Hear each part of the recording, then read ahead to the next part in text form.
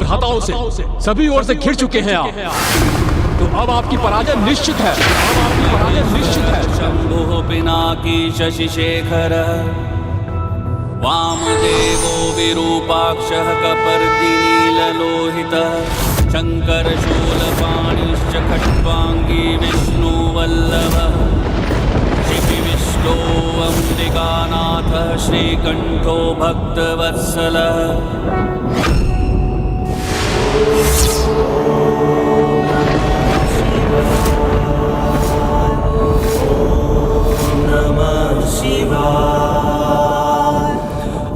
स्वामी के समक्ष तो कोई अधर्मी नहीं टिक सकता।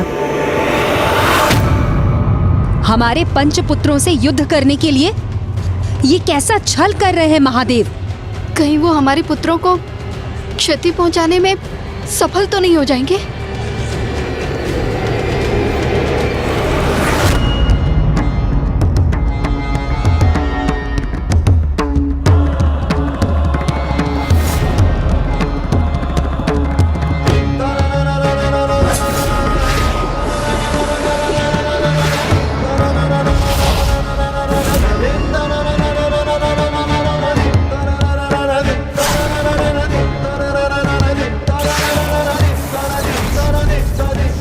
मुझे देख सकें उसके पूर्व मेरे शूल आपके वक्ष को भेद देंगे।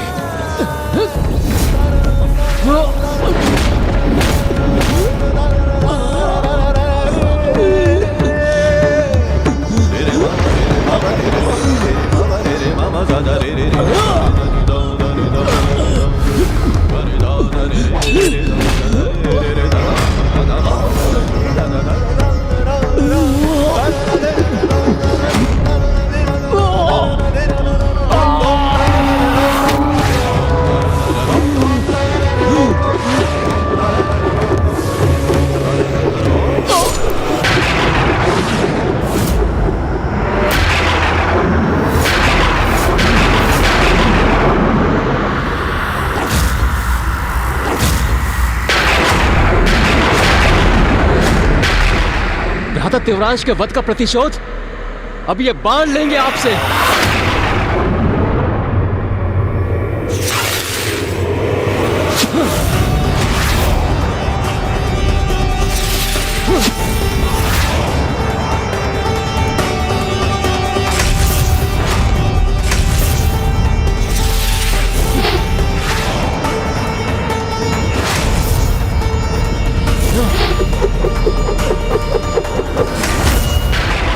मेरे बाणों से अपना बचाव कैसे कर रहे हैं ये?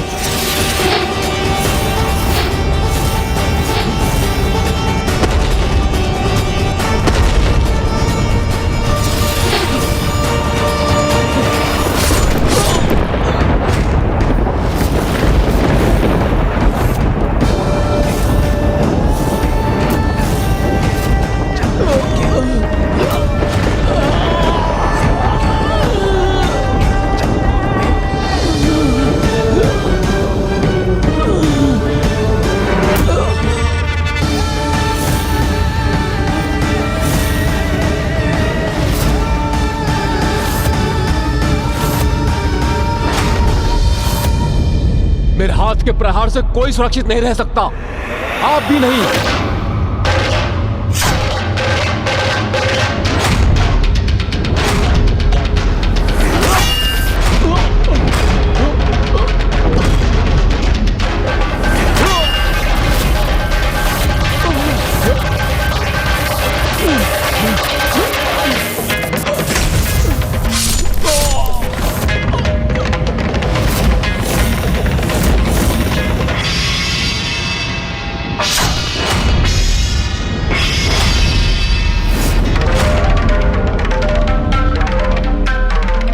भ्राताओं की ऐसी दुर्दशा की आपने, तो उसका दंड तो आपको भुगतना ही होगा।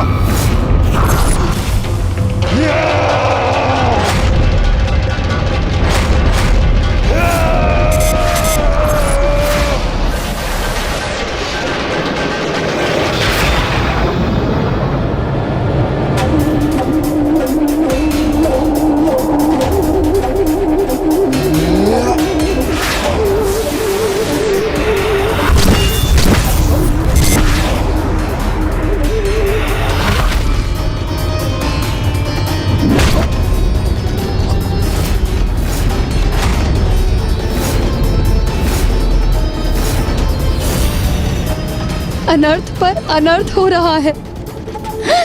एक एक करके हमारे सारे पुत्रों का वध कर रहे हैं महादेव, और हम इसी प्रकार इस अवस्था में मात्र शोक मनाने के लिए विवश हैं। मेरे भ्राताओं से युद्ध करने हेतु आप 1 से 5 में परिवर्तित हो गए, किंतु मैं एक ही आपके लिए पर्याप्त हूं। अब देखिए मेरी गर्जना का प्रकोप कैसे आपको आहत करता है।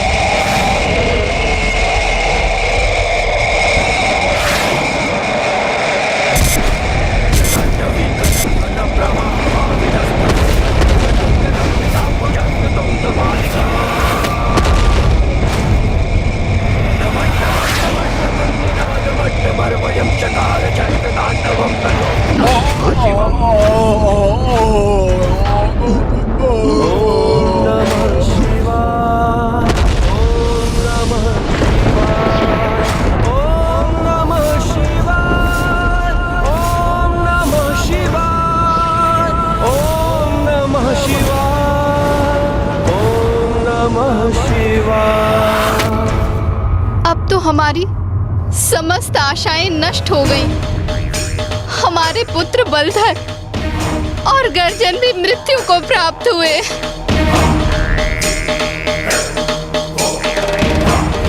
ये कैसी विपदा छाई है हम पर।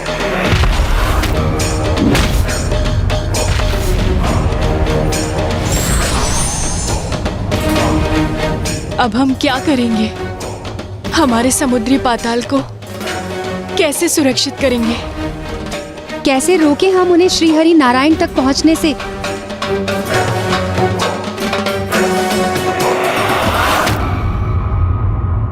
मुझे आशा है कि अब अपना सर्वस्व खोने के उपरांत तो पंच सुंदरियां ये समझ गई होंगी कि उनकी ये ईर्ष्या और उनका अनुचित मोह उन्हें मात्र विनाश के पथ पर ले जाने वाला था।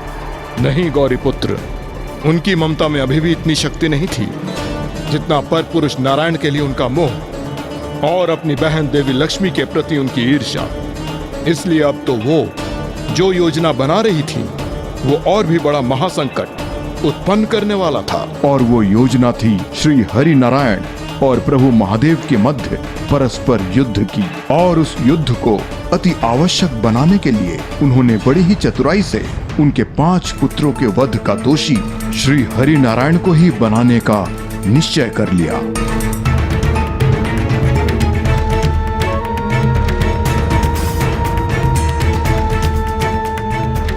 पुत्र तो हम पुनः प्राप्त कर लेंगे प्रभु से, किंतु प्रभु श्री हरि को खोना हमें कदापि स्वीकार नहीं। ये तो तभी संभव है जब श्री हरि नारायण महादेव से युद्ध करें और उन्हें परास्त करके वापस लौटने के लिए विवश कर दे। और उन्हें परास्त करके वापस लौटने के लिए विवश कर दे। किंतु ये कैसे संभव है? ऐसा ही हुआ है प्रभु, और ये आपके ही कारण हुआ है। मेरे कारण? हाँ प्रभु, आप ही के कारण। जिनका आपने अतिथि रूप में सत्कार करने को कहा था, उन्होंने ही आपके पुत्रों को बड़ी निर्ममता से संहार किया है प्रभु। जिनको आपने इतने मान और सम्मान से द्वार तक छोड़कर आने का आदेश दिया था, उन्होंने ही आपके पुत्रों को मृत्यु के द्वार पर धकेल दिया। जिनकी प्रशंसा में आपने उन्हें दिव्य महायोगी पुकारा था, उन्होंने ही हमसे हमारा मातृत्व सुख छीन लिया। हम पांचों के मातृत्व का ही नहीं प्रभु, अभी तो संपूर्ण पाताल लोक के सैनिकों का वध कर अनेकों माताओं को संतानहीन कर दिया है प्रभु। आपके उस अतिथि ने असंख्य सुहागनों की मांग उजाड़ दी है और अब उसका प्रतिशोध एकमात्र आप ही ले सकते हैं। हाँ प्रभु, एकमात्र आप ही हैं जो दोषी को दोष का दंड दे सकते हैं। एकमात्र आप ही हैं जो पाताल लोक पर छाए इस संकट से समुद्री पाताल की रक्षा कर सकते हैं। अन्यथा यहाँ के भावी विनाश का संपूर्ण दोष आपका ही होगा।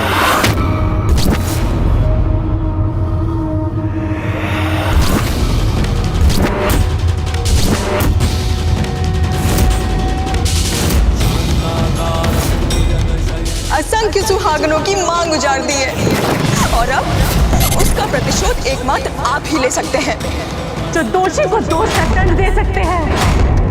जिसने हमारे समुद्री पाताल को विनाश की ओर धकेल दिया, उसे अपनी मृत्यु का सामना करना होगा। युद्ध में मेरे समक्ष आकर मुझसे संघर्ष करना होगा। युद्ध में मेरे समक्ष आकर मुझसे संघर्ष करना होगा।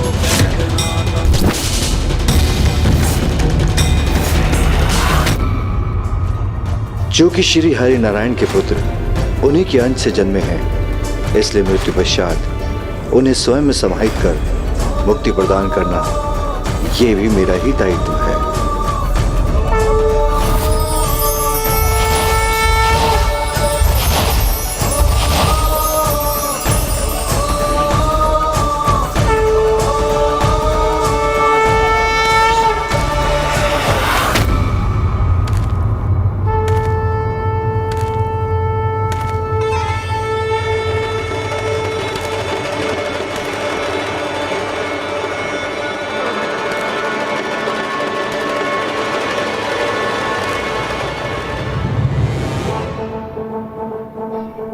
कदाचित प्रभु श्री हरि नारायण को मेरा स्मरण हो आया है, इसीलिए वो स्वयं आए हैं मेरे सम्मुख।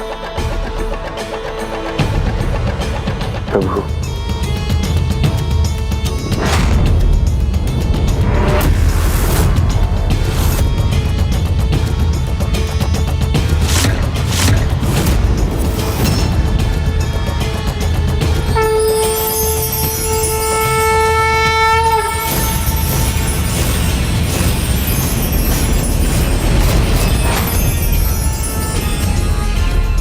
प्रभु श्री हरि नारायण मेरे आराध्य युद्ध करना चाहते हैं मुझसे। मैं आपसे युद्ध करने का इच्छुक तो नहीं नारायण, किंतु यदि यही आपकी लीला है तो मैं प्रस्तुत हूं।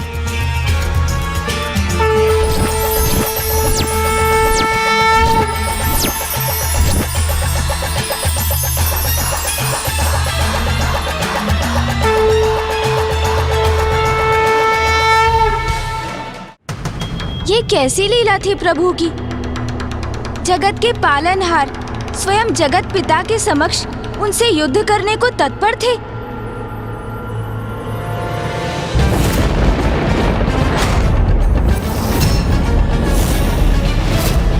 आपने मेरे पुत्रों का वध किया, अब आपको मुझसे युद्ध करना होगा। मुझसे युद्ध करना होगा।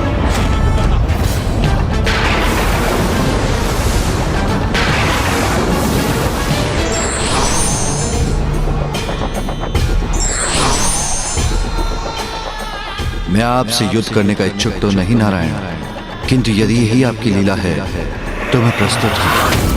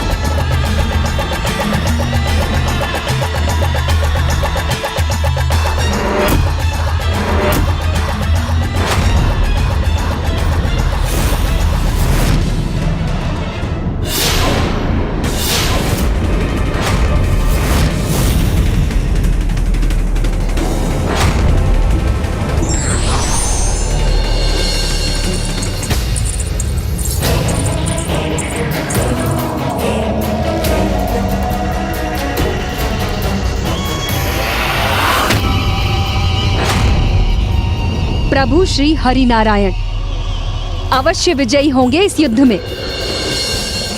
हमारे पुत्रों के वध का प्रतिशोध लेंगे वो। स्वामी पराजित करेंगे महादेव को, अर्थात इस युद्ध का तो एक ही परिणाम संभव है, प्रभु सदा के लिए हमारे हो जाएंगे।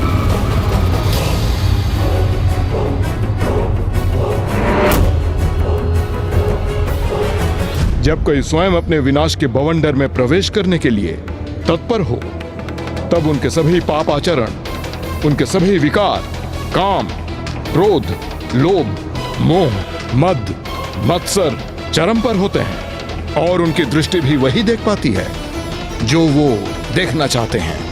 और यही हुआ था उन पंच सुंदरियों के साथ। किसी भी कार्य के पूर्व सर्वप्रथम हमें अपने विकारों को नष्ट कर अपने विवेक को जागृत करना अनिवार्य है। तभी उचित विचार के साथ हम उस कार्य को करने में समर्थ होते हैं। आपने सर्वथा उचित कहा गौरी पुत्र।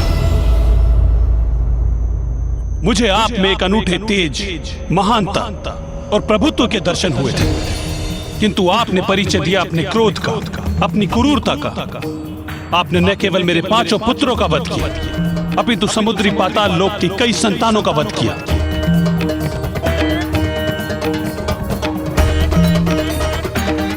मैं ना तो यहाँ युद्ध करने आया था और ना ही अपने क्रोध से किसी का वध करने।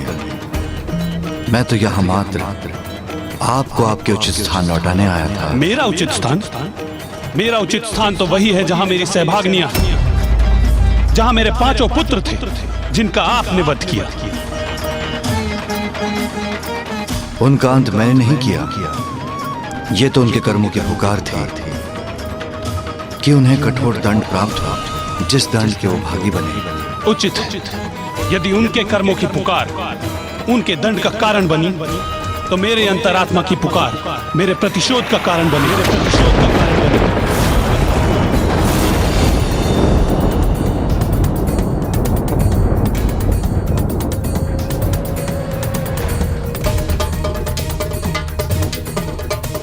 नहीं श्री हरिनारायण, प्रतिशोध का भाव आपके अंतरात्मा की पुकार के कारण नहीं, उन विचारों के कारण है जिन्हें आपके हृदय में स्थित किया गया है। बस महादेव, जिन शब्दों को सुनकर मैंने आपका अतिथि रूप में मान सम्मान किया, अब मैं आपके इन सरल और भोले शब्दों का स्वयं पर कोई प्रभाव नहीं पड़ने दूंगा। अब शत्रु मानकर आप पर प्रहार करूंगा मैं।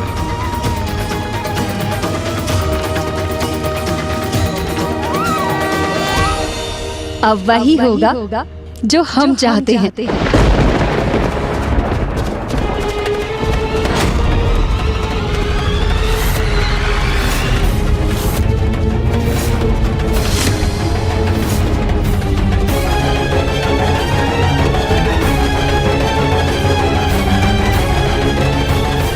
अब हमारे प्राणनाथ, हमारे प्रभु, हमारे पुत्रों के अंत का प्रतिशोध लेंगे।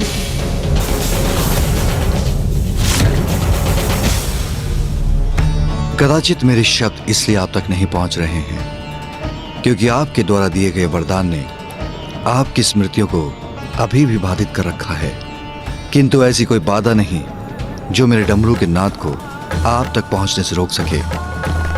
मैं आपकी पूर्व स्मृतियां अवश्य जागृत करूंगा नारायण।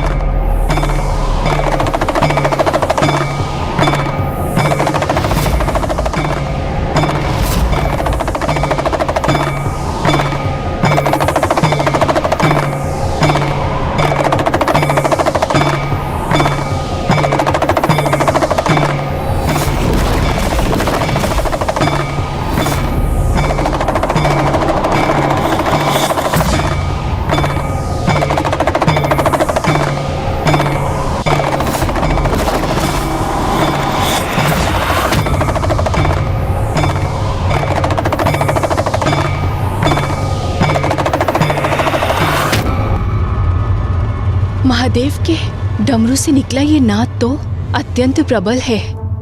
कहीं ऐसा ना हो उसका श्रवण कर प्रभु की स्मृति लौट आए। तब तो हमें प्रभु को महादेव की इस युक्ति से रक्षित करना होगा।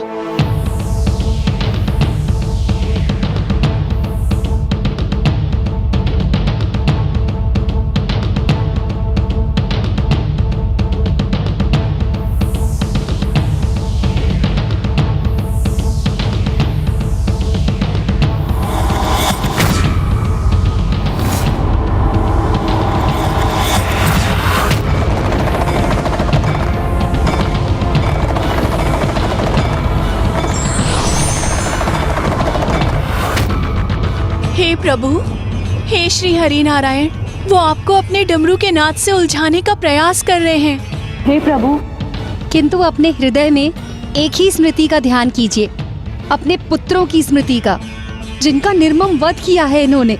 हाँ प्रभु, इनकी माया से तनिक भी प्रभावित मत होइए प्रभु, इनकी माया से तनिक भी प्रभावित मत होइए प्रभु। असंख्य सुहागनों की मांग उजाड़ती है। एकमात्र आप ही हैं जो दोषी को दोष का दंड दे सकते हैं।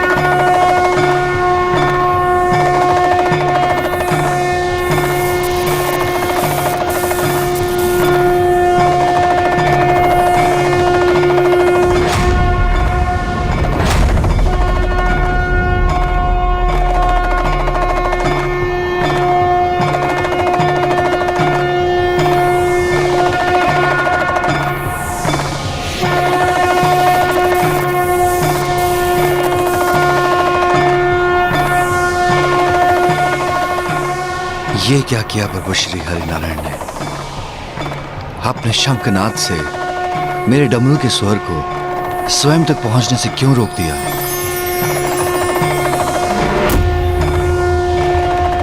प्रभु नारायण, ये क्या कर रहे हैं?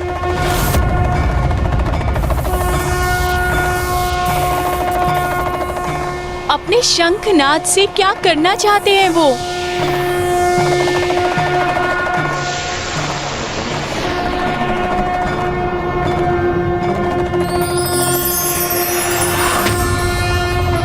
नमस्ते देवेशाय सुरासुर नमस्कृताय। ओम नमो भगवते वासुदेवाय नमः। ओम नमो भगवते वासुदेवाय नमः। लोक्य प्रभवेश्वराय हराय हरिनेत्राय युगान्तकरणायानलाय। ओम नमो भगवते वासुदेवाय नमः। महादंशिणे कालाय महेश्वराय पुष्पदंताय विभागाय मुखाय सर्वहराय। ओम नमो भगवते वासुदेवाय नमः। ओम नमो नमः।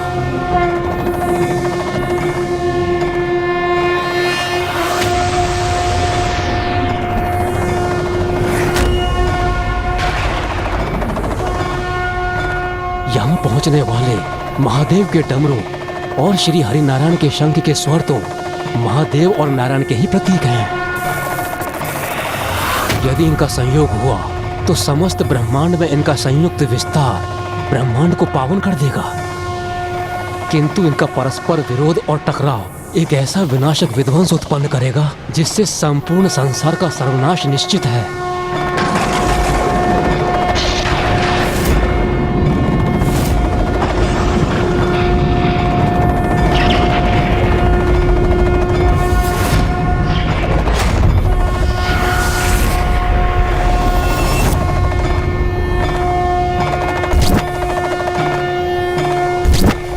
महादेव के डमरू और स्वामी के शंखानाद एक साथ, अर्थात ये तो बड़े ही आनंद की बात है कि प्रभु महादेव स्वामी को ढूंढने में सफल हुए।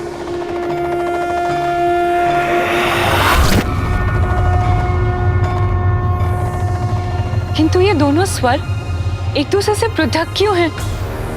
जैसे इनके मध्य कोई स्पर्धा चल रही हो। यदि प्रभु महादेव और स्वामी एक दूसरे के साथ हैं, तो फिर इन दोनों स्वरों का आनंददायक संयुक्त प्रभाव होना चाहिए था, किंतु उसके विपरीत ऐसा क्यों प्रतीत हो रहा है कि ये दोनों स्वर एक दूसरे के विरोध में हो?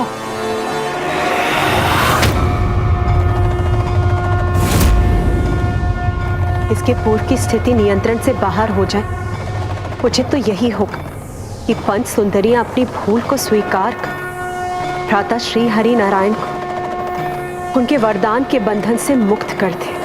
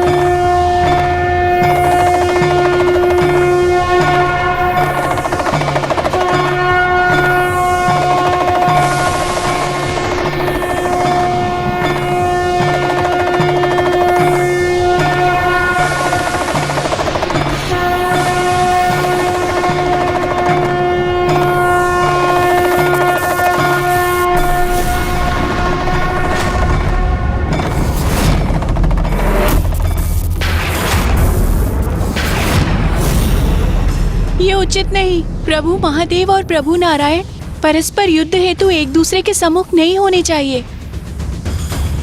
कहीं हमसे कोई भयंकर भूल तो नहीं हो गई?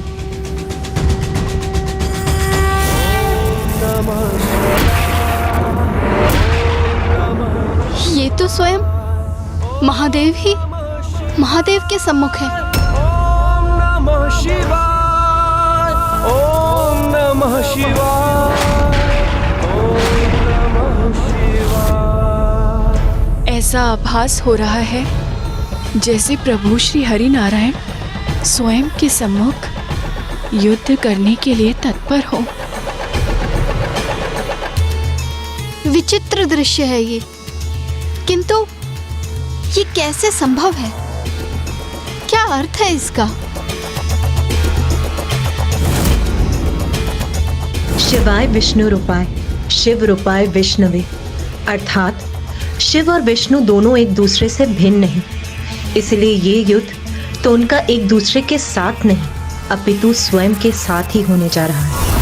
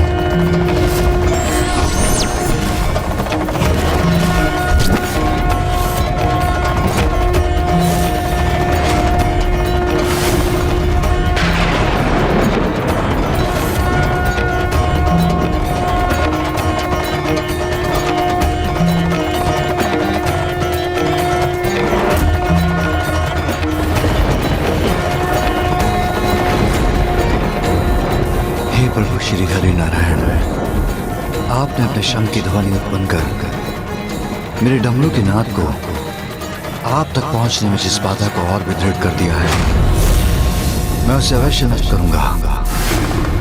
फिर उसके लिए चाहे मुझे अपने अस्त्र का प्रयोग ही क्यों न करना पड़े। अपने अस्त्र का प्रयोग ही क्यों न करना पड़े।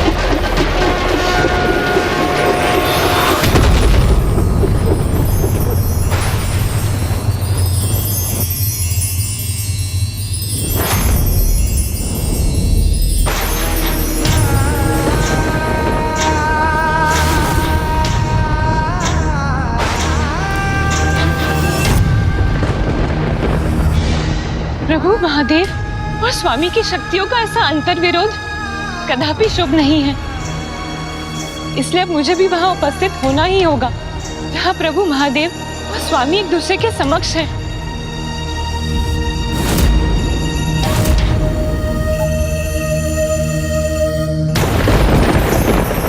इतना अद्भुत प्रकाश!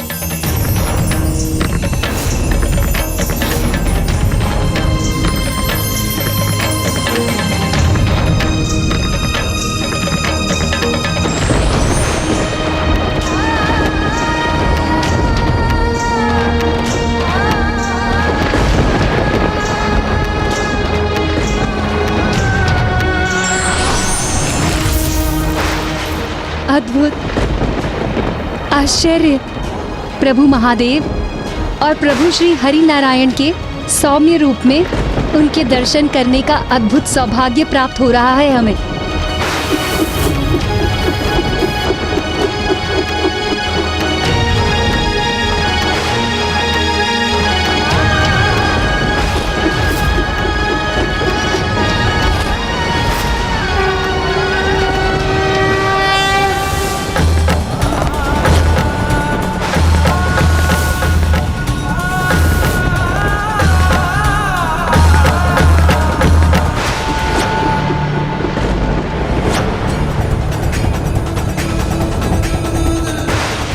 दोनों प्रभु अपनी ऊर्जा के प्रभाव से एक दूसरे को सुरक्षित भी कर रहे हैं।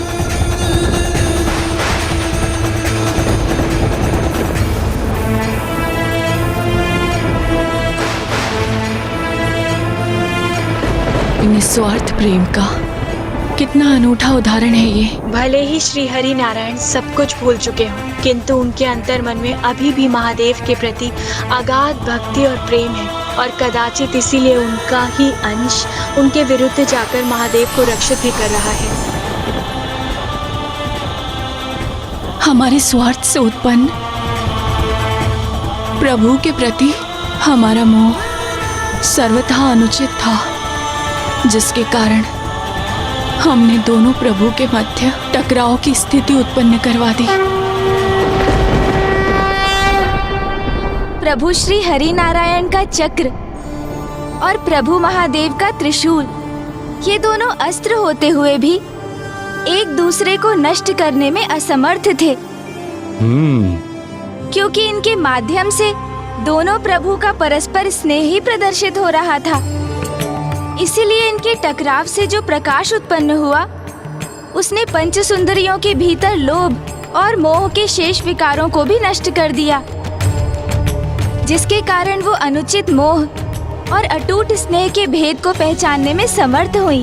किंतु प्रभु, मैं अभी भी एक दुविधा में हूँ। यदि प्रभु श्री हरि नारायण और महादेव के अंश एक दूसरे को रक्षित कर रहे थे, तो फिर भी आपस में युद्ध क्यों कर रहे थे? ये इसलिए मूषक जी, क्योंकि प्रभु श्री हरि नारायण को अभी भी कुछ स्मरण नहीं आया था। वो तो पंच सुंदरियों को दिए हुए वरदान से अभी भी बंधे हुए थे, और जब तक वो उस स्थिति से बाहर नहीं आते, तब तक उस युद्ध को रोकने का कोई उपाय शेष नहीं था। और अब इस युद्ध में वो होने जा रहा था जिसे कोई नहीं टाल सकता था। एक ओर मेरे प्रभु महादेव ने पशुपतास्त्र का आवाहन कर लिया था, तो वहीं श्री हरि नारायण ने अपने नारायण अस्त्र का, वो नारायण अस्त्र जिसमें समस्त ब्रह्मांड की समस्त ऊर्जा संचित है,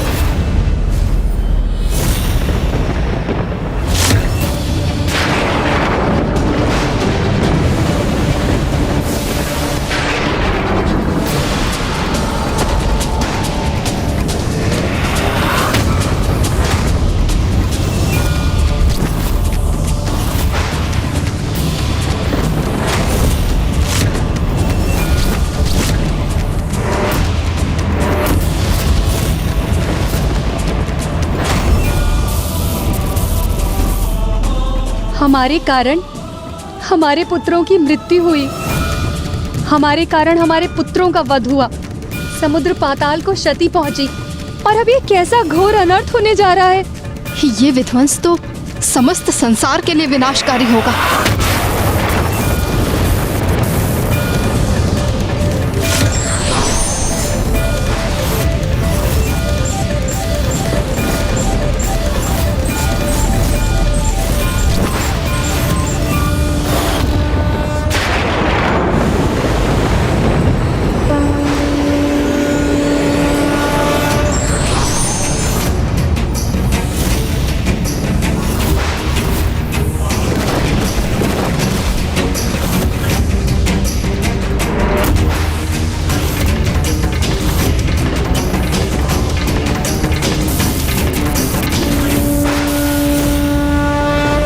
मैं आपसे संघर्ष तब तक करता रहूंगा जब तक कि आपकी स्मृति लौट नहीं आती श्री हरि नारायण।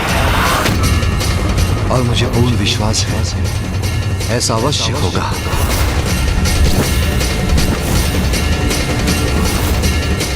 वो पशुपति अस्त्र जिसमें जगत के समस्त जीवों की ऊर्जा समाहित होती है, उसका प्रयोग अब नारायण अस्त्र के विरुद्ध होने जा रहा था।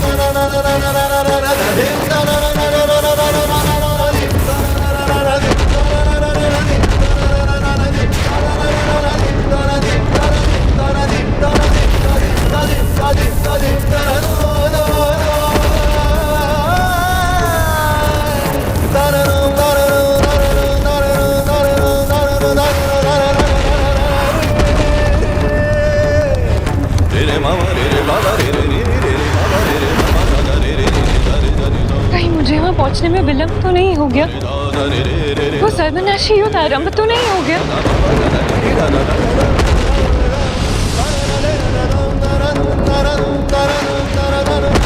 हमें शीघ्र वहाँ पहुँचना होगा।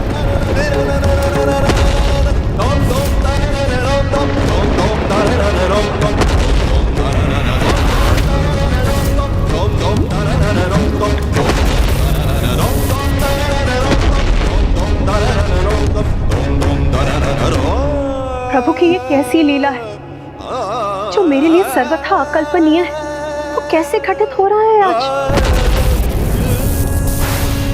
स्वामी और श्री हरि नारायण परस्पर युद्ध करने के लिए क्यों तत्पर हो उठे?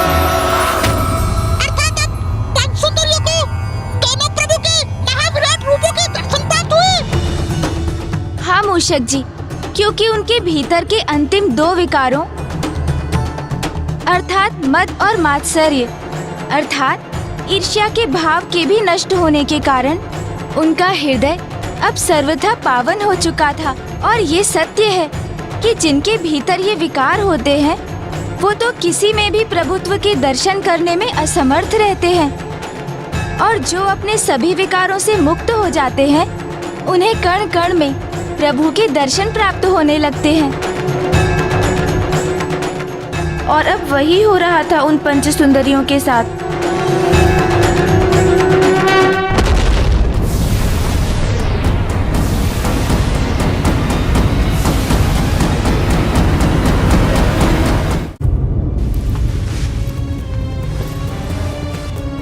ये कैसी ईर्ष्या, कैसे मात्सर्य के प्रभाव में आ गए थे हम, जो हमने अपने अंदर ही स्थित देवी लक्ष्मी के प्रभु को ही नहीं, जगत से उसके पालनहार को छीनने का पाप किया।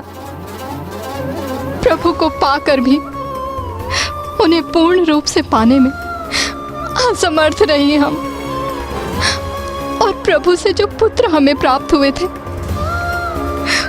उन्हें भी हमने खो दिया। देवी पार्वती ने सत्य ही बोला था। हमने स्वयं ही अपने विनाश को आमंत्रण दिया है। जिस प्रकार स्वार्थ से की गई सहायता पुण्य नहीं होती, उसी प्रकार छल से प्राप्त किया गया वरदान तप का फल नहीं होता। हे देवी पार्वती, हमने पूर्व में आपका सुझाव स्वीकार नहीं किया, इसके लिए हमें क्षमा करें। हमारी पूर्व की मूर्खता, हमारे अहंकार, हमारी ईर्ष्या, हमारे अनुचित मोह के लिए हमें क्षमा करें। इस अनिष्ट को भी रोकने में हमारी सहायता करें देवी, हमारी सहायता करें। हमारा ये करबद्ध निवेदन स्वीकार कीजिए देवी, स्वीकार कीजिए देवी। मैंने तो पूर्व में ही कहा था, ऐसी भूल मत कर और अपने दोष के लिए प्रभु से क्षमा मांग। मुक्त कर दो श्री हरि नारायण को अपने वरदान के बंधन से, और लौटा दो उनको उनकी अर्धांगिनी देवी लक्ष्मी।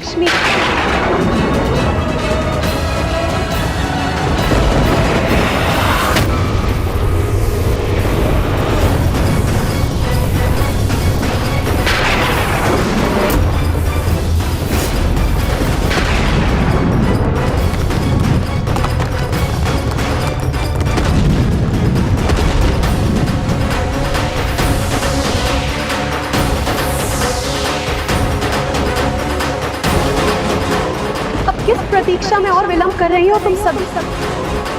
लौटा दो श्री हरि नारायण को देवी लक्ष्मी को, मुक्त कर दो उन्हें अपने बंधन से।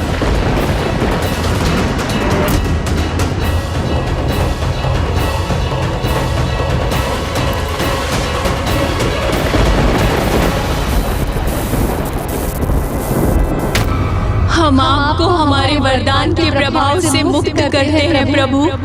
अब आपको न महादेव, न देवी लक्ष्मी और न ही उस जगत को भूलने की आवश्यकता है जिसके पालनहार हैं आप। लौट जाइए अपनों के पास, लौट जाइए अपनों के पास, लौट जाइए अपनों के पास, लौट जाइए अपनों के पास।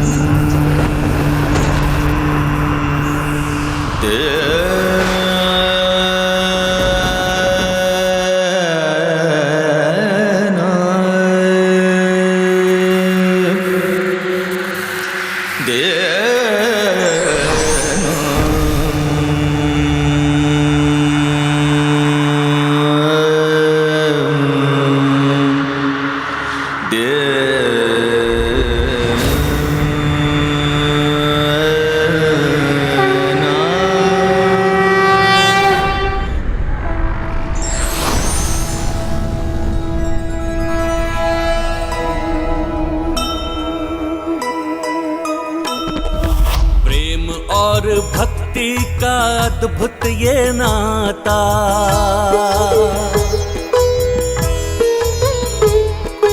विष्णु और शिव जी के प्रेम को दर्शाए। आँखों में झलक रहे भाव सभी मन के, एक दूसरे को प्रभु देखे ही जाए।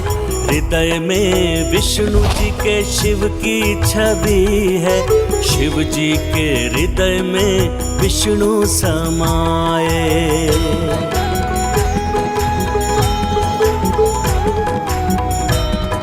महादेव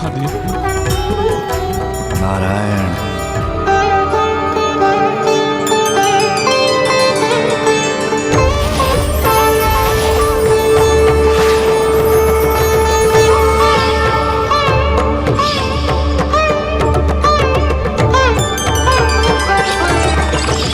देवी लक्ष्मी,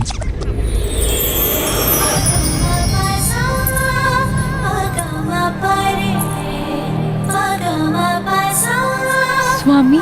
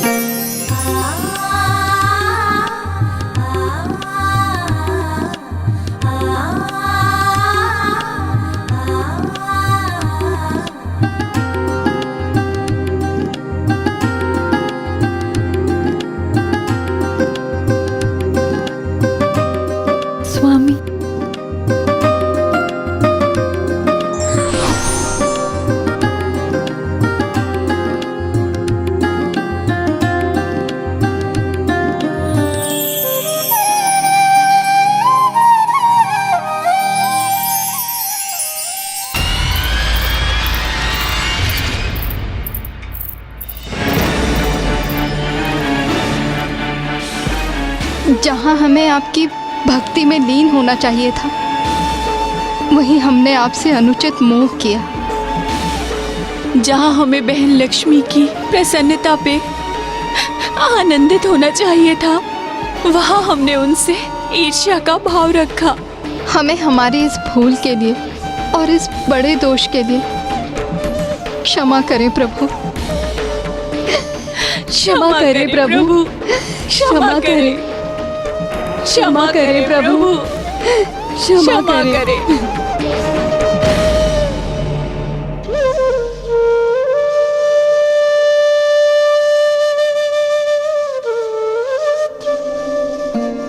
अब तो आप सभी को मात्र महादेव ही क्षमा कर सकते हैं।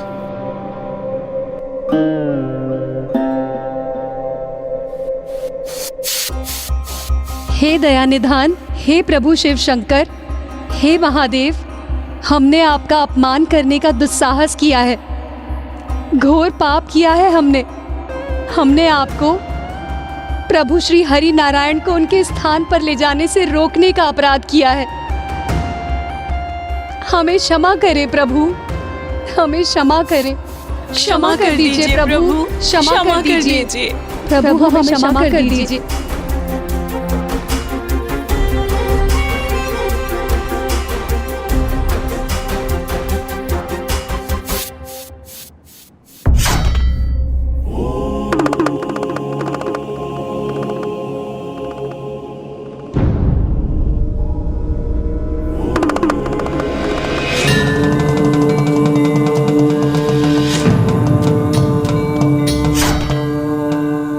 जो अपना नहीं पराया हो उसके प्रति मोह का अर्थ मात्सर्य अर्थात ईर्ष्या, और मात्सर्य का अर्थ तो विनाश ही है।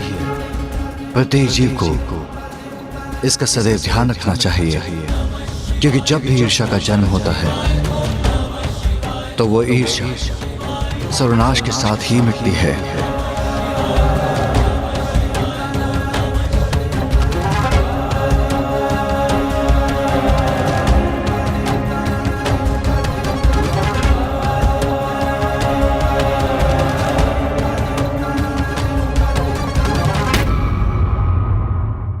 तो इस प्रकार मेरे प्रभु शिव शंकर शंभू के वृषभ अवतार की कथा पूर्ण हुई।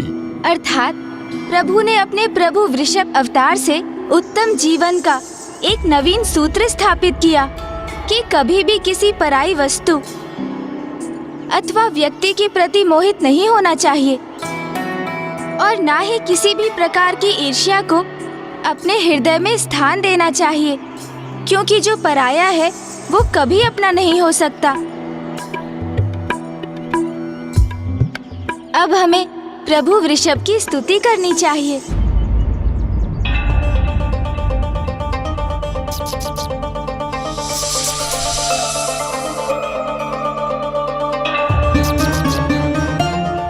गौरीपुत्र, मूषक जी स्वयं छोटे आकार के हैं, उनका हृदय भी छोटा ही है, इसलिए कदाचित हमारे द्वारा प्रभु की स्तुति के उपरांत जब प्रभु यहाँ प्रकट होंगे तो उनके इतने उग्र अवतार के दर्शन करने से वो विचलित न हो जाएं। गौरीपुत्र, मूषक जी ने तो कोई भूल नहीं की है लंकेश, इसलिए प्रभु के किसी भी रूप में उनके दर्शन करने में मूषक जी को तो कोई भय नहीं।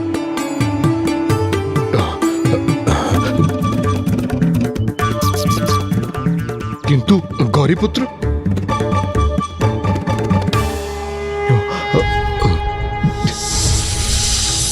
त्र्यंबकं सदाशिवं नमामि हे उमापति जय नीलकंठ जय अनंत नमोस्तुते नमोस्तुते। हो भोलेनाथ भक्तों के हो कष्ट से निवारते, ये सृष्टि सारी संकटों से शिव ही है उबारते।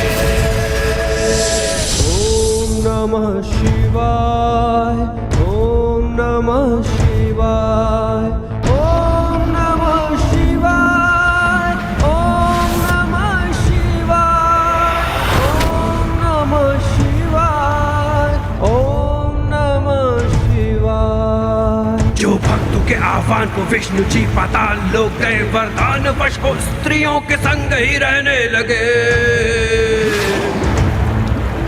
सुनकर आकर शिव जी ने अवतार वृषभ का लिया, वध करके विष्णु पुत्र का कल्याण जग का है किया।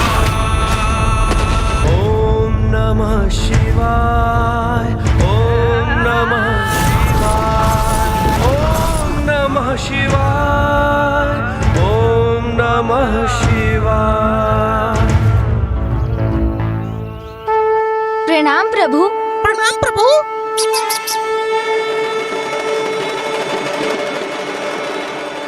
लंकेश रावण का भी प्रणाम स्वीकार कीजिए प्रभु।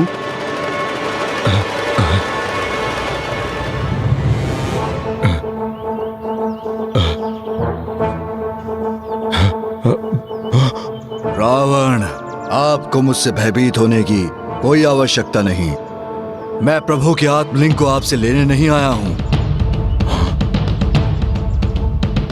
मैं भयभीत नहीं हूं प्रभु, क्योंकि मुझे ज्ञात है कि मेरे प्रभु के आत्मलिंग को मुझसे कोई नहीं छीन सकता, और शीघ्र ही मैं इनके साथ लंका नगरी भी पहुंच जाऊंगा, क्योंकि इस वन के उस पार कोंकण है और वहीं से कुछ दूर सागर तट, और फिर मेरी लंका।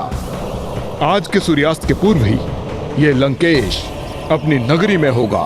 आप भूल रहे हैं लंकेश, तट के निकट पहुंचने पर भी नौका का डूबना संभव है, और फिर यहाँ जो कुछ भी पराया है वो तो पराया ही रहता है।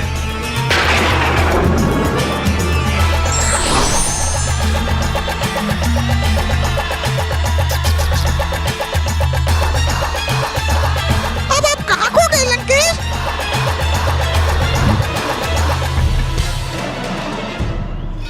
आप ऐसे स्तब्ध क्यों रह गए लंकेश? मूषक जी ने तो आपसे मात्र इतना ही पूछा कि आप किन विचारों में डूब गए। मेरे विचार से गौरी पुत्र, अब यहाँ मूषक महाराज का कार्य संपन्न हुआ, इसलिए अब इन्हें यहाँ से लौटना चाहिए, अन्यथा ये हमारी गति मध्यम कर देंगे और मुझे शीघ्र लंका पहुंचना है।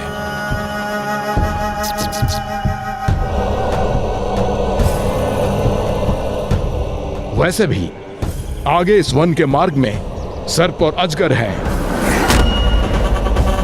तब तो आप दोनों ही आगे बढ़िए, मैं स्वयं ही लौट जाता हूँ।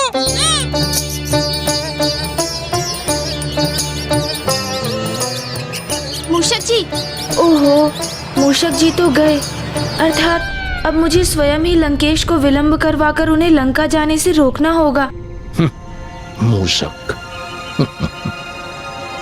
लंकेश, जल ग्रहण कीजिए।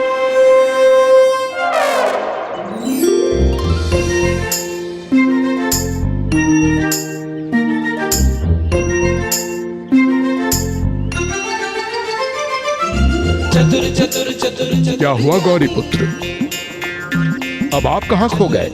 मैं तो बस इसी को लेकर चिंतित हूँ लंकेश, कि कहीं प्रभु वृषभ के वचन सत्य ना हो जाएं। किंतु आप तो उन्हें लेकर तनिक भी व्यथित नहीं।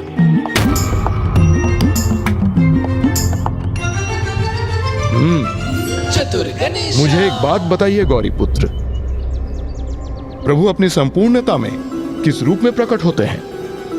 प्रभु के समस्त रूप, समस्त अवतार तो एक ही हैं, किंतु महादेव ही देवों के देव हैं, वो ही सर्वोच्च हैं। उचित कहा आपने, क्योंकि वो ही महानतम हैं। और अब ये भी बताइए मुझे कि संसार में प्रभु का महानतम भक्त कौन है? महादेव के महानतम भक्त लंकेश, परशुराम जी।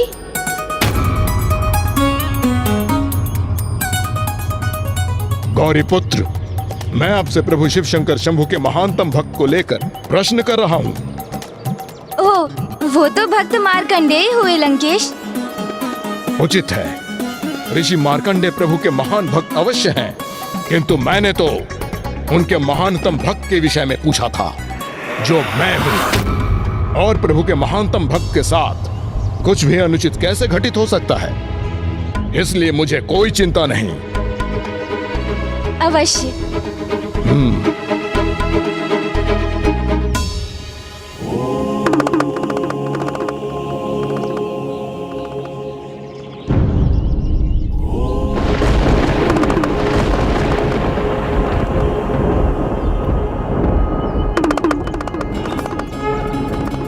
और देखिए गौरी पुत्र, मेरे प्रभु शिव शंकर शंभु तो सदा मेरे साथ हैं, उसका प्रमाण आपके समक्ष है। प्रणाम पिताश्री। और प्रभु के इस कृष्ण रूप के दर्शन से मुझे उनके कृष्ण दर्शन अवतार का स्मरण हुआ है। आइए, अब मैं आपको प्रभु अवतार की अगली कथा सुनाता हूँ। अवश्य लंकेश, चलिए।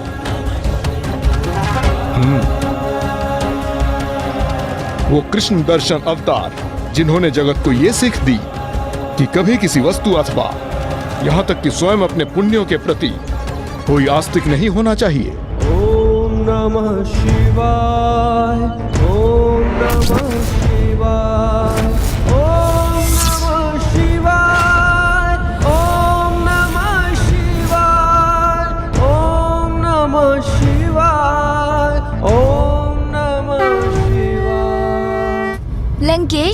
प्रभु के कृष्ण दर्शन अवतार की कथा कैसे और कहां से आरंभ होती है? गौरी पुत्र, इस कथा का आरंभ इक्ष्वाकु वंशीय मनु राजा श्राद्ध देव से होती है, जिन्हें 9 शक्तिशाली पुत्रों का सुख प्राप्त था और ये सभी पुत्र गुण और पराक्रम में अद्वितीय थे।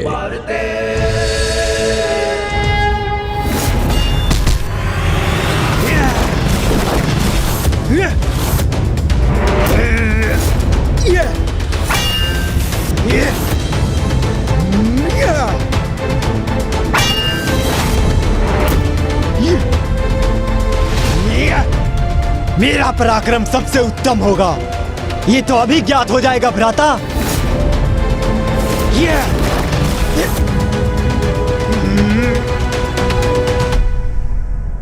सावधान भ्राता। संभालिए मेरा वार भ्राता।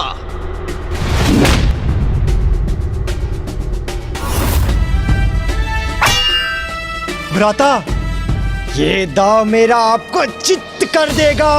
कदापि नहीं, चित्त तो आप होंगे भ्राताश्री।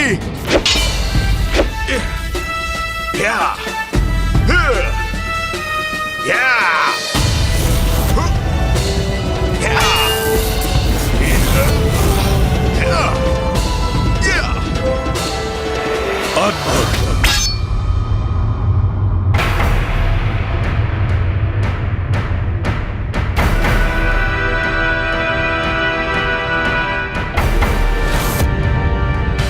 प्रणाम पिताजी।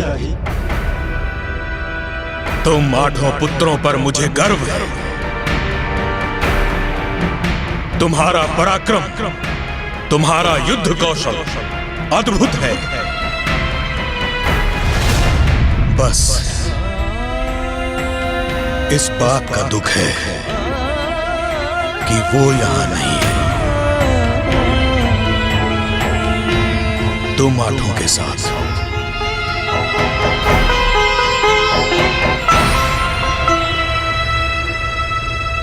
वो कौन लंकेश? महाराज श्राद्ध देव किसका उल्लेख कर रहे थे? इस कथा के नायक नभग, इस कथा के नायक नभग, कथा के नायक नभग महाराज श्राद्ध देव के 9वें पुत्र होने के कारण पड़ा था। अपने अन्य भ्राताओं के समान नभग भी शक्ति संपन्न थे, किंतु अस्त्र शस्त्र का अभ्यास करने के स्थान पर उन्हें तो आध्यात्मिक अभ्यास में अधिक रुचि थी।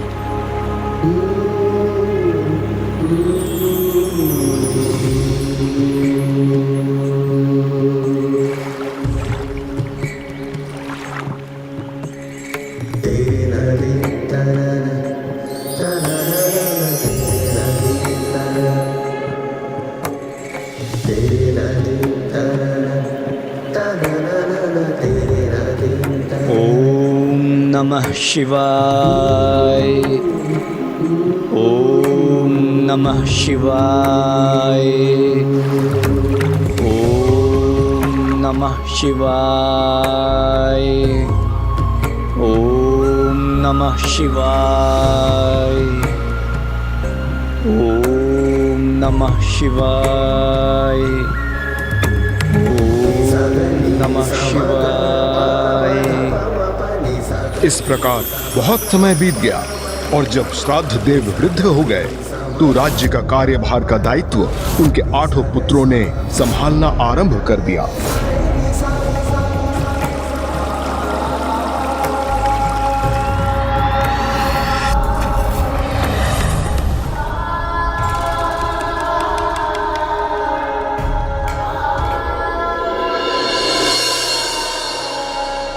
पिताजी, इस बार भी आप भ्राता नभग का विचार कर हमारे इस प्रस्ताव को अस्वीकार मत कर दीजिएगा।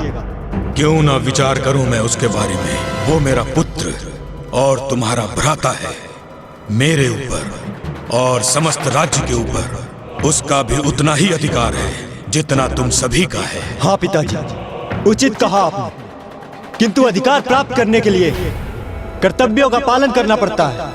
उनकी अनुपस्थिति में इतने वर्षों से हम 8 भ्राता इस राज्य का देख रेख कर रहे हैं, फिर इस राज्य पर अनुज नभग के अधिकार का क्या औचित्य है?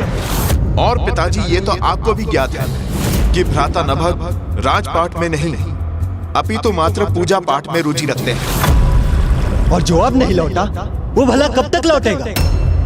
और पिताजी, हम उसकी प्रतीक्षा क्यों करें जिसने ना पुत्र का उत्तरदायित्व निभाया और ना राजपुत्र का? इसलिए जो आपके पास नहीं है उनकी चिंता त्याग कर जो आपके पास है उनकी चिंता करे पिताश्री। अपने राज्य को 8 भागों में विभाजित कर हम सभी भ्राताओं को सौंप दीजिए, जिससे हम सुचारू रूप से राजकाज के दायित्वों को संभाल सकें।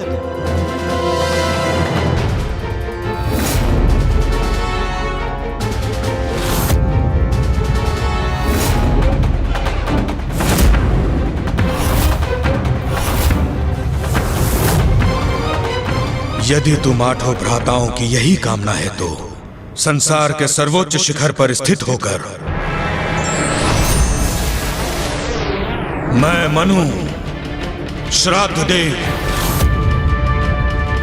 संसार की सभी 8 दिशाओं को मैं तुम सभी 8 भ्राताओं में विभाजित करता हूं।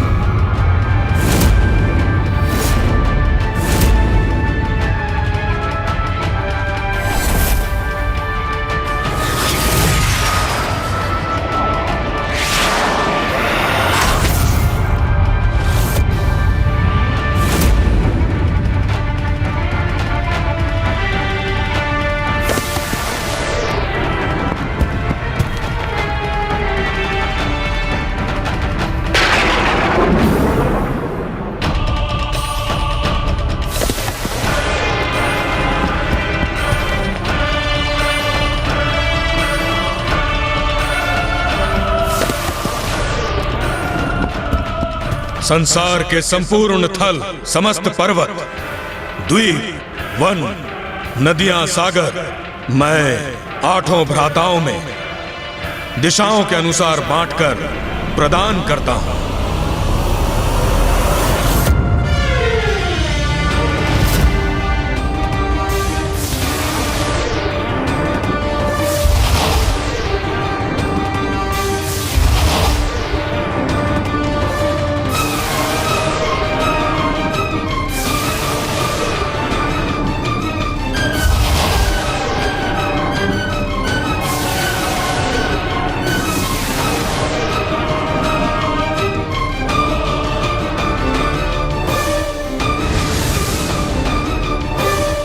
अर्थात उन्होंने अपने 9वें पुत्र नभग को देने के लिए कुछ शेष नहीं रखा।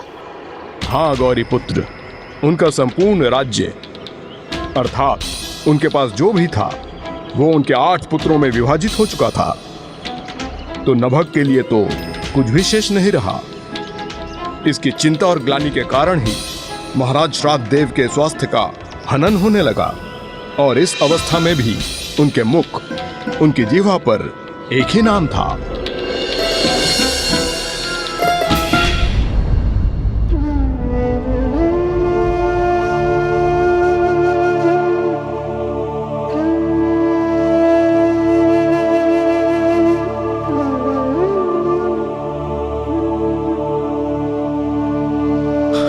नभग, नभग,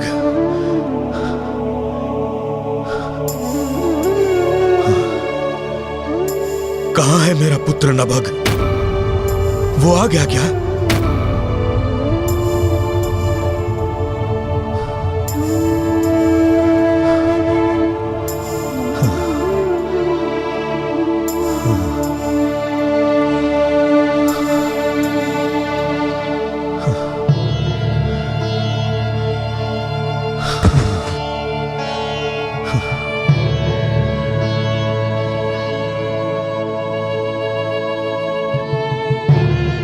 पिताजी, हम सब आपकी सेवा करते हैं, किंतु आपके मुख पर एक ही नाम रहता है, हमारे उस अनुज नभग का। कहाँ है वो? ओम नमः शिवाय। कभी उसने आपका अथवा हमारा स्मरण किया है, ये भी ज्ञात है हमें। हे प्रभु, आज महाशिवरात्रि का पर्व है, इसलिए मैं अपने पिता और भ्राताओं की ओर से जल अभिषेक करने का इच्छुक हूं। कभी उसने आपका अथवा हमारा स्मरण किया है, ये भी ज्ञात है हमें। हे प्रभु, आज महाशिवरात्रि का पर्व है, इसलिए मैं अपने पिता और भ्राताओं की ओर से जल अभिषेक करने का इच्छुक हूं। त्यजामहे सुगन्धिं पुष्टिवर्धनम् उर्वारुकमिव बन्धनामृत्येर्मुक्षीयमामृता। पिताजी, हमें तो प्रतीत होता है कि नभग हमें पूर्णतया भूल ही चुका है। वो कभी हमारा कुशल क्षेम जानने नहीं आया, ना ही आकर उसने कभी आपकी दशा ही पूछी कि आप कैसे हैं। ओम नमः शिवाय। हे प्रभु, कृपा कर मेरे इस जल अभिषेक का फल मेरे पिता और मेरे भ्राताओं को प्रदान करें। एक ओर तो उन 8 भ्राताओं को नभग के नाम का श्रवण भी स्वीकार नहीं था, और वहीं दूसरी ओर नभग उन्हें ही अपना पुण्य प्रदान कर रहे थे। हाँ गौरी पुत्र, उन 8 भ्राताओं की तो यही मान्यता थी कि वही 8 राज्य के समस्त कार्य कर रहे थे, और धीरे धीरे उन्होंने अपने पिता के निकट जाना भी कम कर दिया। अर्थात लंकेश, उन विशाल राज्यों का उत्तरदायित्व निभाने वाले उन 8 पुत्रों के लिए पिता की सेवा का दायित्व निभाना अब कष्टदायी होने लगा था। हाँ गौरी पुत्र, किंतु अब समय आ गया था इस स्थिति में एक बड़ा परिवर्तन आने का। ओम नमः शिवाय। ओम नमः शिवाय। ओम नमः।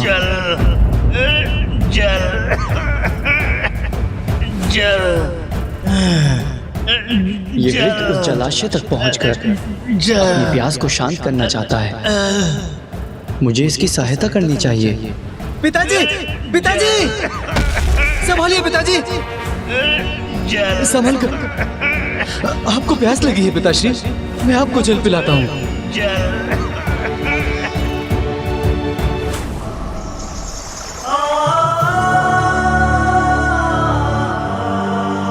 अद्भुत है पिता और पुत्र का संबंध।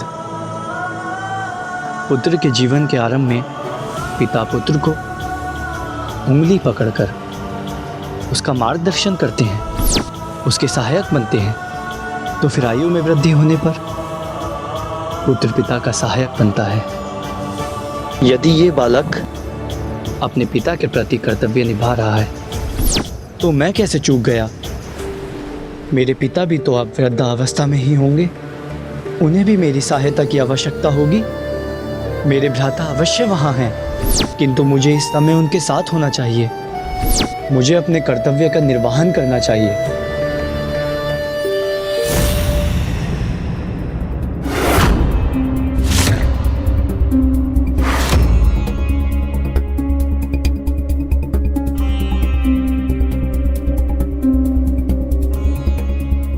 ये यहाँ का कैसा विचित्र दृश्य है।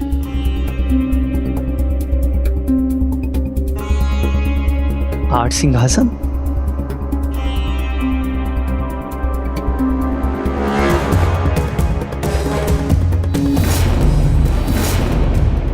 किंतु यहाँ तो पिताजी के विराजमान होने के लिए एक ही सिंहासन स्थित होता था।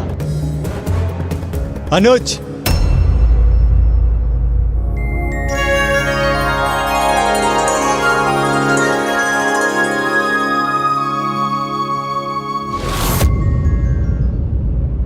तुम यही विचार कर रहे हो ना कि पूर्व में इस राज्य सभा में एक ही सिंहासन था और अब 8 सिंहासन कैसे हैं?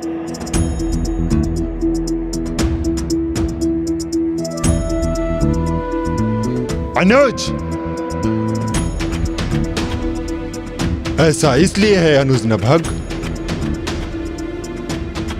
क्योंकि पिताजी ने सब कुछ हम 8 भ्राताओं में विभाजित कर दिया है और हमें हमारा सिंहासन सौंपकर स्वयं राजकाज के सभी दायित्वों से निवृत्त हो गए हैं।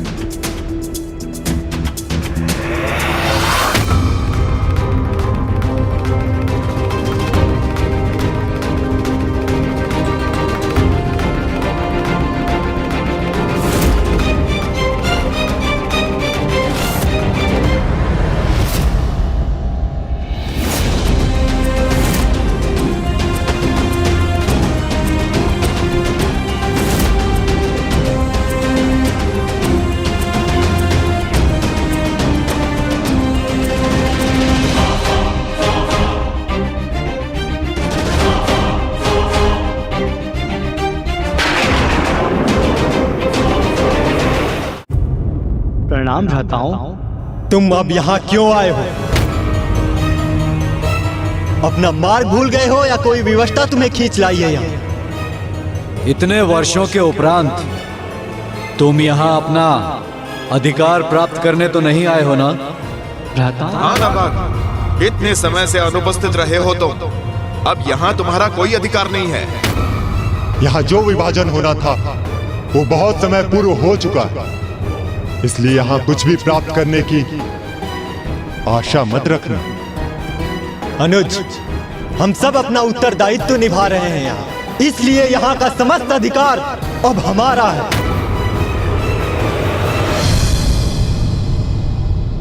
भ्राताओं, मेरी सर्वप्रथम ये जिज्ञासा तो शांत कीजिए कि आप सभी कैसे हैं और पिताजी वो कहाँ हैं?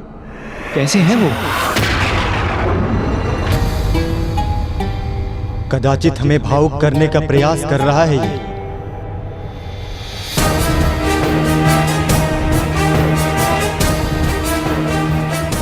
बात टालने का प्रयास मत करो अनुज। ये बताओ कि इतने वर्षों के उपरांत यहाँ आने का क्या उद्देश्य है? इतने वर्षों के लिए मैं कहाँ था, किस अवस्था में था, आज तक लौटा क्यों नहीं?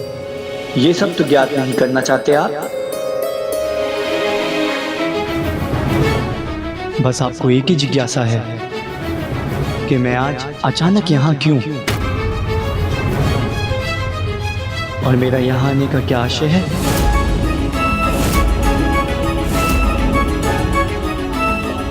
यदि ये इस राज्य में अपना भाग मांगेगा तो हम इसे कदापि नहीं देंगे। भ्राताओं, मैं मात्र इतनी अनुमति चाहता हूँ कि आप मुझे पिताजी से मिलने का अवसर दें।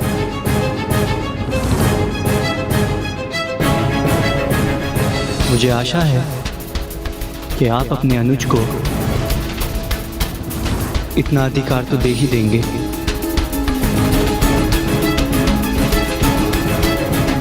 मुझसे, एक पुत्र से अपने पिता के दर्शन करने का अधिकार तो मत छीनिए आप।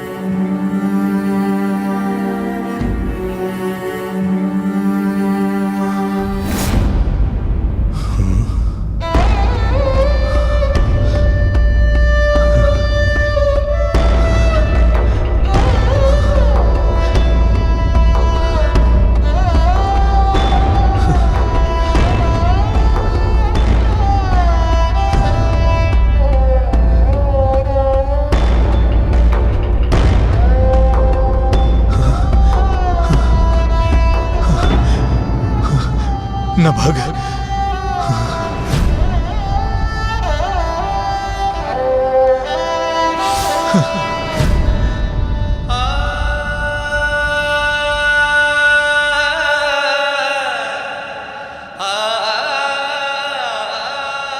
इस आशा में कि मेरा सबसे छोटा पुत्र मुझसे भेंट करने आया है, मैं प्रत्येक बार की भांति इस बार पीछे मुड़कर नहीं देखूंगा, क्योंकि इस वृद्ध हृदय में अब और निराशा सहन करने की शक्ति एवं साहस नहीं है। पिताजी,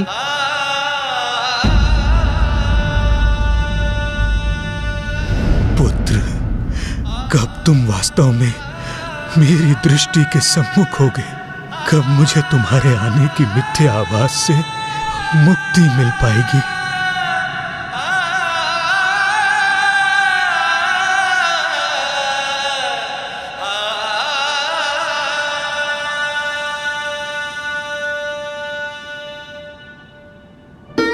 पूर्व में मात्र मुझे इस बात का आभास होता है कि नभग मुझे मिलने आया है, किंतु इस बार तो उसकी पुकार सुनाई दे रही है मुझे। ये स्वर तो आपके नभग का ही है। देखिए पिताजी, आपका नभग ही आया है यहाँ।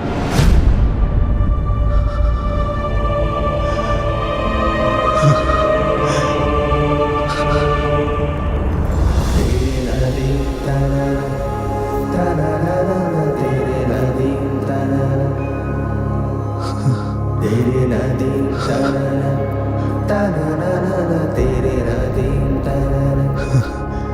मेरा पुत्र नभग, नभग, नभग, पिताजी, नभग, पिताजी, संभालिए स्वयं को। नभग, मेरा पुत्र नभग, तुम आ गए। नभग, मुझे तो विश्वास नहीं हो रहा। मुझे तो लग रहा है जैसे मैं कोई स्वप्न देख रहा हूं। पुत्र तुम आ गए।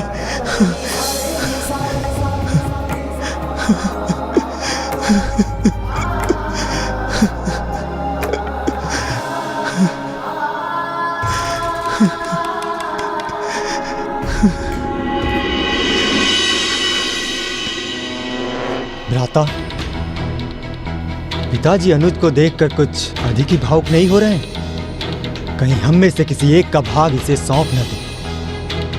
वर्षों बाद स्मरण हुआ है इसे पिताजी का, जबकि वर्षों से सेवा हम कर रहे थे, और इसका फल ये पाना चाहता है। आपके दर्शन कर मुझे अत्यंत आनंद का आभास हो रहा है पिताजी। मेरा प्रणाम स्वीकार कीजिए।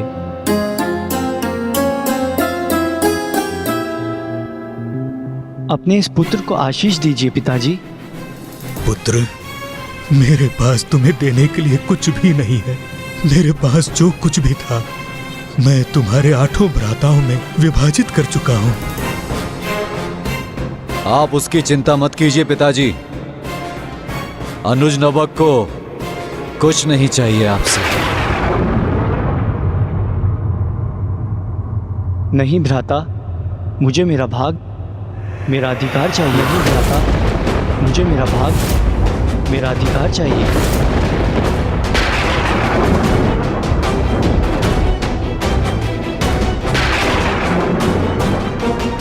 मुझे ज्ञात था, इतने वर्षों तक वन में वास करने पर भी सांसारिक सुखों के प्रति तुम्हारी आसक्ति नष्ट नहीं हुई। इधर उधर भटकने के पश्चात थक चुके हो तो बिना श्रम किए आ गए यहाँ अपना अधिकार मांगने।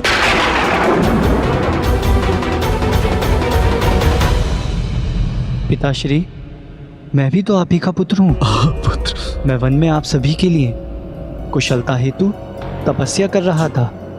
ये मेरा श्रम था, इसलिए अब मुझे अपना अधिकार अवश्य चाहिए पिताजी। आपका सबसे छोटा पुत्र होने के नाते आप मेरे अधिकार से मुझे कैसे वंचित कर सकते हैं पिताजी?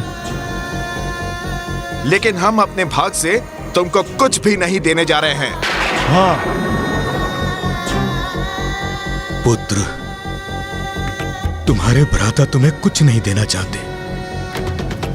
मैं राज्य पर से अपना अधिकार खो चुका हूं। मेरे पास तुम्हें देने के लिए कुछ भी नहीं है।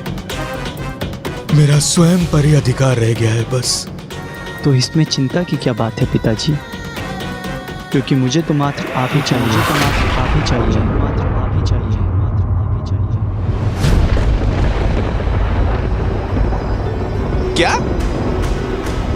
क्या मांगा आपने पिताजी से?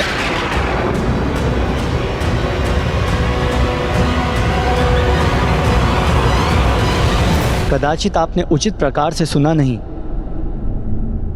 मुझे और कुछ नहीं, मात्र पिताजी चाहिए। जिस प्रकार एक पिता की उसकी संपूर्ण संपत्ति उसकी संतान होती है, उसी प्रकार एक संतान की संपत्ति उसके माता पिता होते हैं। इसलिए मैं आपको अपने भाग के रूप में पाना चाहता हूं पिताजी।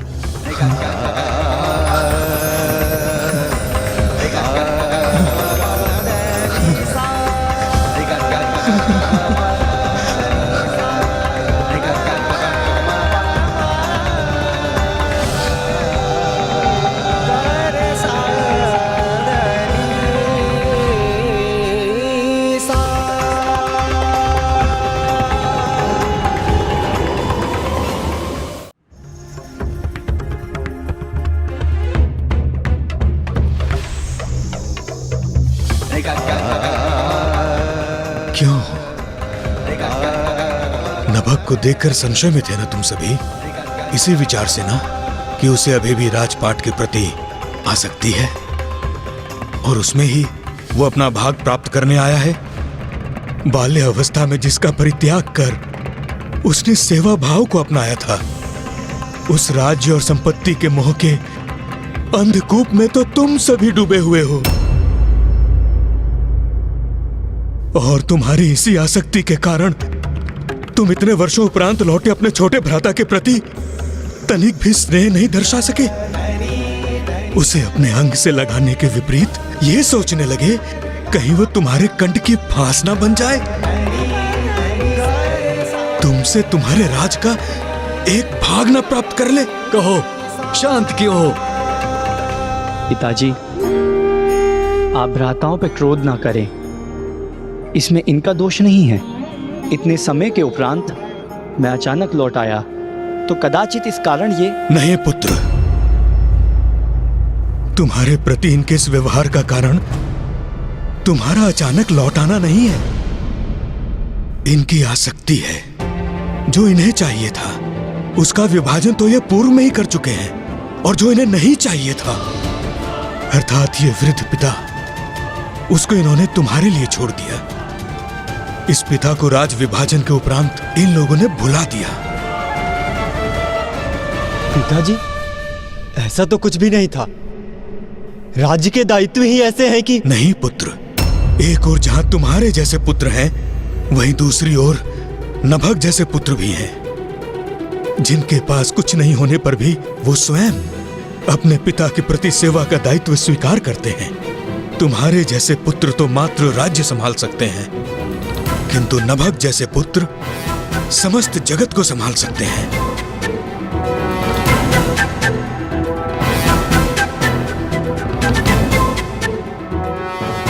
और इस प्रकार नभग अपने पिता के साथ महल छोड़ अब एक कुटिया में रहने लगे, किंतु वहां भी तो उन्हें अब एक नवीन समस्या का सामना करना था। गौरी पुत्र,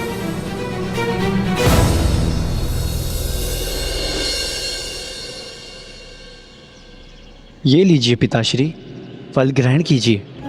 पुत्र, तुम भी कुछ फल क्यों नहीं ग्रहण करते हो? मुझे तनिक भी भूख नहीं है। मेरा उदर पूर्ण रूप से भरा हुआ है। उदर भरा हुआ है, या तुम मुझे जो फल प्रस्तुत कर रहे हो उसके अतिरिक्त भोजन के लिए तुम्हारे पास कुछ भी नहीं? नहीं नहीं पिताजी, ये सत्य है। मेरा उदर पूर्ण रूप से भरा हुआ है। तुम्हारा उदर तो मेरी सेवा से ही भर जाता है।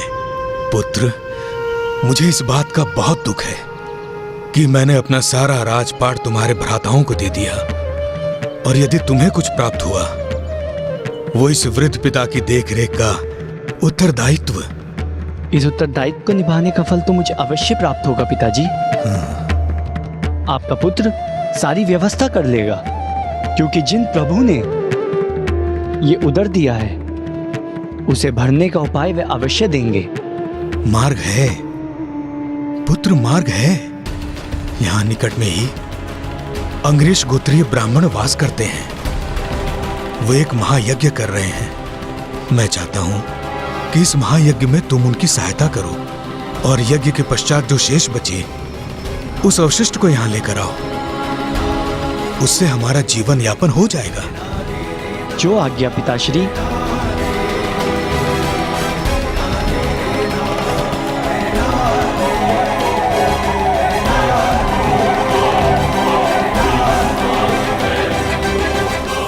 पिता के आदेश पर नभग उस स्थल की ओर बढ़ तो गए थे, किंतु उन्हें इसका तनिक भी अनुमान न था कि वहां क्या घटित होने वाला था। जो अंगिरस गोत्रीय ब्राह्मणों के यज्ञ उपरांत होने जा रहा था, वही प्रभु महादेव के कृष्ण दर्शन अवतार का कारण बनने वाला था।